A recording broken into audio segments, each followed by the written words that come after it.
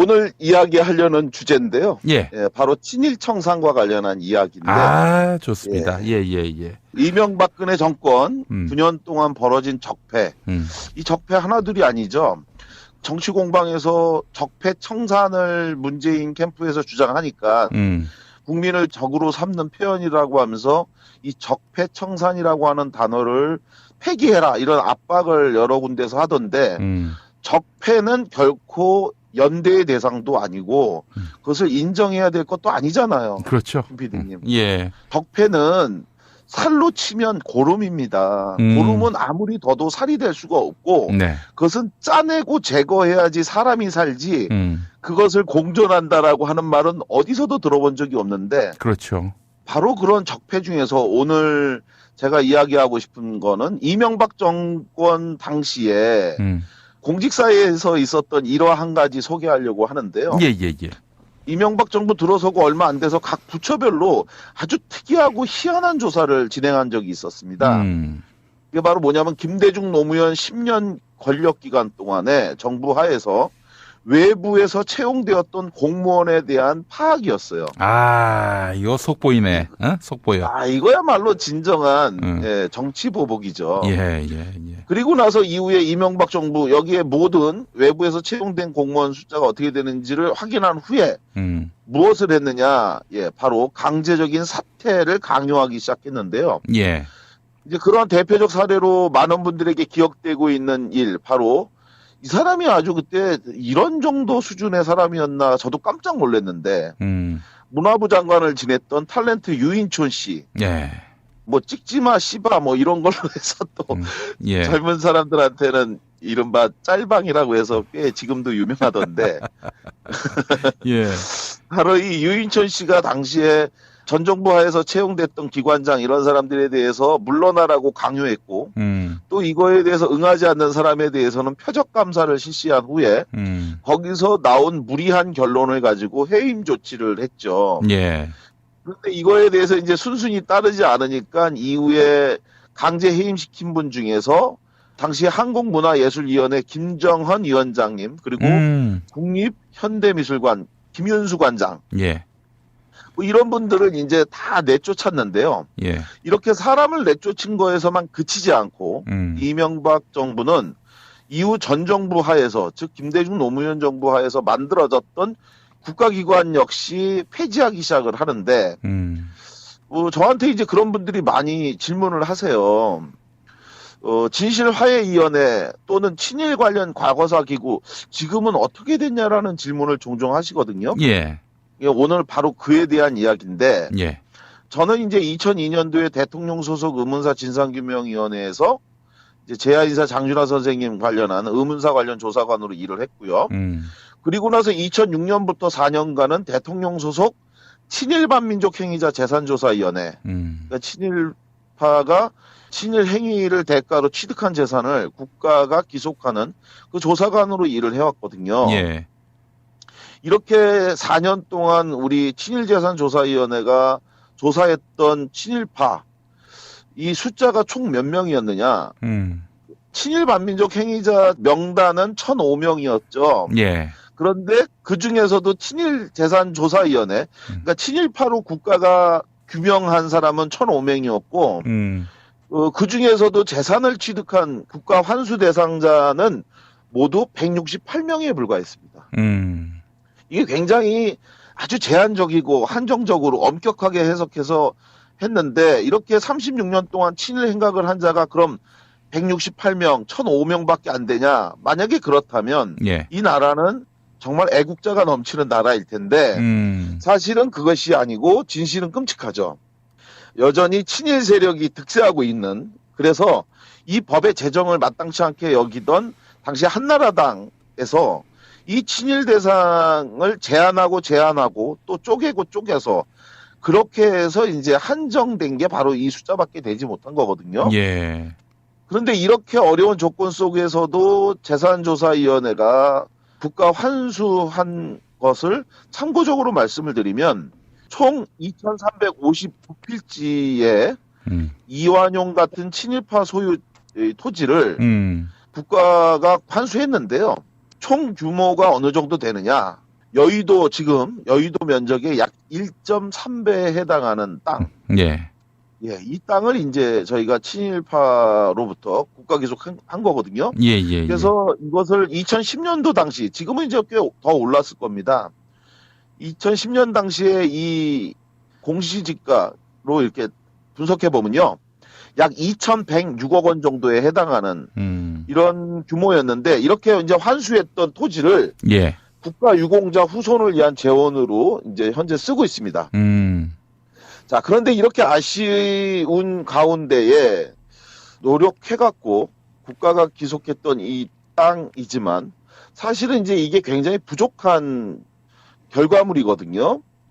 실제로 이제 4년 동안에 저희가 조사를 하면서도 친일 재산과 관련한 기록이 너무 없고 또 57년 만에 이게 이루어진 조사다 보니까 너무 뒤늦게 조사가 된 거죠. 생존자도 많지 않은 이런 상황에서 어떻게든지 이 부분에 대해서 역사적 청산 이 작업을 해야 된다. 그렇게 해서 이제 노력은 했지만 그나마 남은 문제가 하나 있었어요. 그것이 뭐였냐면 일본인이 일제강점기 당시에 소유하고 있다가 예. 패망 후에 그대로 자기 나라로 돌아가면서 현재까지도 당시 일본인 명의의 토지로 남아있는 땅입니다. 이게 이제 강제로 수탈했기 때문에 이 땅은 이제 정상적으로 보면 대한민국이 가져와야 되는데 여전히 이 문제가 제대로 청산되지 못함으로써 대한민국 땅이 이미 오래전에 사망한 일본인들의 명의로 현재도 남아있는데 이러다 보니까 어떤 문제가 발생하냐면요. 토지 브로커들이 이 사실을 알고 허위로 증인을 내세워갖고 자기들 명의로 빼돌린 사례도 저희가 조사하는 과정에서 적지 않게 찾았어요. 예. 그래서 이제 저희가 이런 그 일본인 명의의 재산이나 이런 것들을 보다 구체적으로 확인하기 위해서 4년 기본 활동 기간 외에 좀 더 시간이 필요하다. 예. 그래서 이제 저희가 법률에 정해져 있는 규정에 의하면 이명박 정부 하에서 이 위원회가 4년 플러스 2년을 추가로도 활동할 수 있는데 그런데 이제 저희가 2년 더 활동하겠다라고 하면 이게 받아들여질 것 같지도 않고 그러니까 6개월만 더 연장해달라고 정식으로 청와대에다가 위원회에서 요청을 했는데 이때 청와대의 답변, 이명박 정부 청와대의 답변은 굉장히 간결했어요. 뭐였냐면 반대했습니다. 됐으니까 그냥 문 닫고 가라고 하는 게 당시 청와대의 답변이었거든요. 예. 이러한 그 이명박 정부의 반응 사실 예상했던 거였는데 여기서 또 한 가지 알려지지 않은 일화 하나 알려드릴게요. 2007년도 12월에 대통령 선거에서 이명박이가 530만 표 차이 정말 참담한 일이었죠. 이때 당시에 17대 대통령으로 당선됐을 때요. 당시 친일반민족행위자 재산조사위원회에서는 기존에 하고 있던 조사관들의 업무를 중단하라고 지시했습니다. 예. 그리고 대신 내린 업무 지시가 뭐였냐? 우리가 현재 가지고 있는 친일 반민족 행위자 명단 중에서 당시 한나라당 소속 국회의원의 직계 가족과 관련된 사람들을 우선적으로 조사해서 이거부터 처리하라고 하는 지침이었어요. 이 얘기가 뭔 얘기냐면 예. 이제 이명박 정부가 본격적으로 들어서게 되면 이 조사하지 못하게 막을 거다. 그러니까 그 전에 인수위 기간 2달 안에 이명박 정부 또 이 한나라당 새로 여당이 되는 이 사람들의 친위 쪽부터 먼저 조사해서 국가 기속하라라고 하는 지시였는데 이런 지경에 친일반민족 행위자 재산 국가 기속하는 활동을 이명박 정부가 연장해 줄 거라고 기대하지 않았던 거죠, 저희도. 그래서 이제 저희가 결국은 더 이상 부착의 활동 연장 요구하지 않겠다. 예. 그러면서 남은 업무를 빨리빨리 정리하고 일정을 끝내게 되는데요. 그러다 보니까 이게 완벽하게 저희가 크로스 체크가 되지 못한 가운데 좀 바쁘게 위원회를 정리하게 됐고 결국 그렇게 정리하고 난 다음에 마지막 순서였습니다. 이제 활동 보고서를 법률에 의하면 작성한 후에 대통령한테 보고하고 그리고 국민에게 이것을 공포하도록 되어 있는데 이걸 위해서 당시 위원회에서는 김창국 위원장이죠. 초대 인권위원장을 하셨고 이제 4년간 친일재산조사위원회 위원장을 이분이 하셨는데 예. 이분이 이제 이명박 청와대에다가 대통령한테 활동 보고를 하고 그리고 국민에게 보고서를 공표한 후에 위원회를 닫으려고 하니 그러면 면담 일정을 좀 잡아달라 이렇게 요청을 한 겁니다. 예. 자, 그러니까 이제 통상적으로 이거는 의례적으로 국가기관이 이런 활동을 하면 청와대에서 위원하고 위원장들 초청해서 보고받는 게 마땅하니까 그렇게 해줄 거다 이렇게 기대했는데 이 역시 돌아온 답변 정말 황당하기 이를 데 없는데 지금도요. 굳이 그럴 필요 없고 그냥 오토바이 택배로 보고서를 보내라라고 한 겁니다. 웃음밖에 안 나는 진짜 어처구니 없는 일이었죠. 야, 한마디로 말해서 2008년의 반민특위였군요. 그쵸. 정말 49년도에 있었던 그거와 전혀 다르지 않은 이런 일이었는데 자, 왜 이렇게 이명박 청와대에서는 이 과거사 관련 기구에 대해서 핍박을 하고 이후에 이 과거사 관련 기구를 한꺼번에 모아갖고 폐기 처분하는 강제 종료시키는 이런 행위를 했는데 자, 왜 이렇게 됐느냐? 이 뒤에는 또 다른 알려지지 않은 사연이 하나 있었어요. 바로 그게 뭐냐면 이 위원회가 문을 닫기 이전에 아까 말씀하셨던 것처럼 1,005명의 친일 반민족 행위자 이 명단을 정리하는 위원회가 친일 반민족 행위 진상규명위원회인데요. 여기서 2009년 11월 28일 날 위원회 업무를 종료하고 난 다음에 그리고 바로 이때에 당시에 그 이 위원회의 성대경 위원장을 비롯한 위원들이 그 보고서 환지를 가지고 어느 분의 묘욕을 참배한 사실이 있는데 이 묘욕에 참배했다는 이유로 해서 이른바 수구 언론과 인사들 사이에서 난리가 난 적이 있었거든요. 예. 바로 그렇게 성대경 위원장이 위원회 보고서 친일파들의 명단을 정리한 보고서를 가지고 판배한 게 누구였냐면 2009년도 5월 23일 날 서거하신 노무현 대통령 묘욕이었습니다. 예.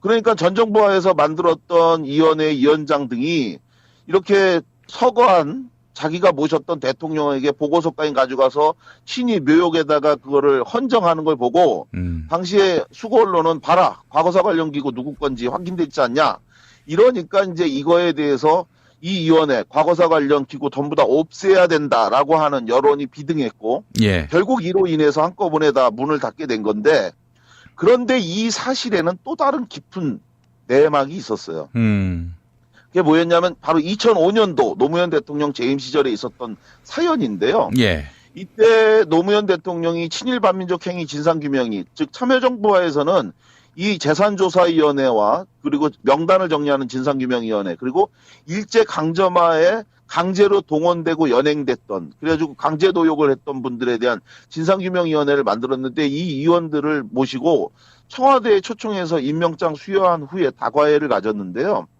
이 자리에서 노무현 대통령이 49년도 이후에 처음으로 다시 재개되는 친일 청산 활동의 깊은 이런 소회를 밝히면서 이런 부탁을 위원들에게 했다는 겁니다. 내 임기가 2008년 2월이라 그러면 여러분들이 일을 마치는 2009년 11월에는 내가 대통령이 아닙니다. 그런데 혹시 일이 끝난 후에 그 보고서를 하나 제가 받아볼 수 있겠냐? 라고 부탁을 했고요. 예. 그러니까 이제 이 성대경 위원장이 노무현 대통령 말씀에 제가 직접 그 보고서 가지고 찾아가서 퇴임하신 후에라도 꼭 전해드리겠다 이런 약속을 했는데 결국 이후에 이명박 권력에 의해서 노 대통령께서 서거하는 비극이 발생했고 그래서 찾아뵐 수 없게 되니까 그래도 그 약속을 지키고자 묘역으로 가서 그 친일 명단 보고서를 한 질 놓고 출모에 묵념을 한 것. 그런데 이걸 가지고 이후에 이명박 권력이 온갖 비난과 저주를 하면서 모든 과거사 관련 기구를 통폐합하고 그리고 문을 닫게 한 것이죠.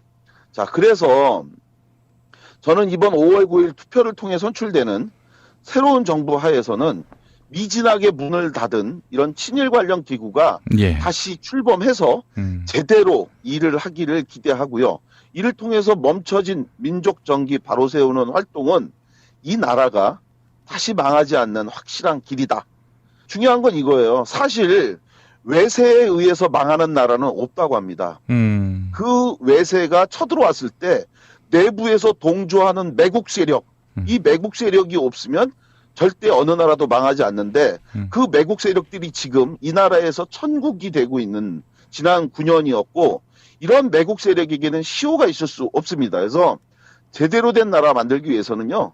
진짜 애국자 예우하고 매국 세력은 단죄해야 하는데 이명박근혜 권력 9년간 찢겨진 민족 정기가 바로 세워지는 새로운 대한민국을 꿈꿉니다. 그리고 다음 주에는 과거사 관련 기구 두 번째 이야기 사라진 진실화해위원회를 찾아서라는 주제로 장준하 선생님 등 의문사 피해자와 관련한 이야기 이어가도록 하겠습니다.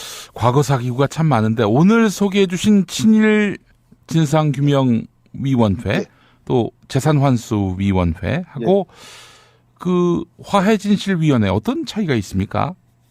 화해진실위원회는 의문의 죽음을 당한 억울한 사람들의 목숨을 잃은 분들에 대한 조사기구고요.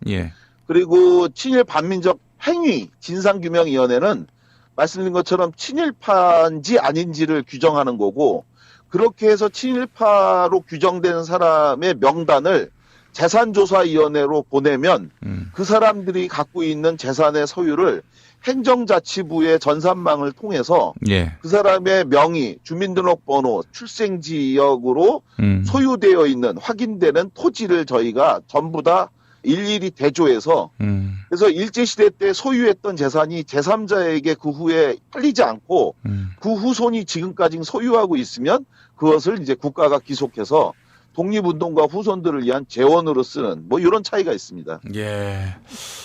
알겠습니다. 아이고 참. 우리가 힘들어요, 그 참여정부 때 못했던 숙제를 민주정부에서 또 해야 되는 거군요.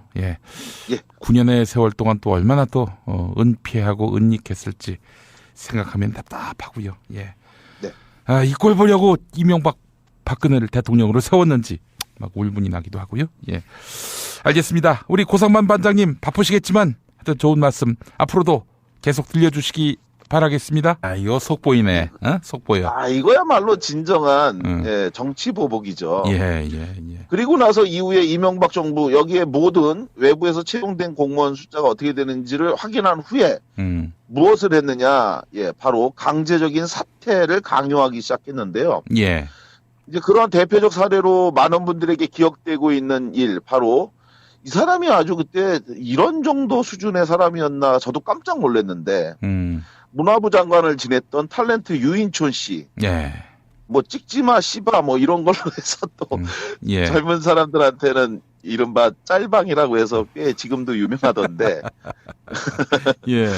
바로 이 유인촌 씨가 당시에 전 정부 하에서 채용됐던 기관장 이런 사람들에 대해서 물러나라고 강요했고 또 이거에 대해서 응하지 않는 사람에 대해서는 표적 감사를 실시한 후에 거기서 나온 무리한 결론을 가지고 해임 조치를 했죠. 그런데 이거에 대해서 이제 순순히 따르지 않으니까 이후에 강제 해임시킨 분 중에서 당시 한국문화예술위원회 김정헌 위원장님 그리고 국립현대미술관 김윤수 관장 뭐 이런 분들을 이제 다 내쫓았는데요.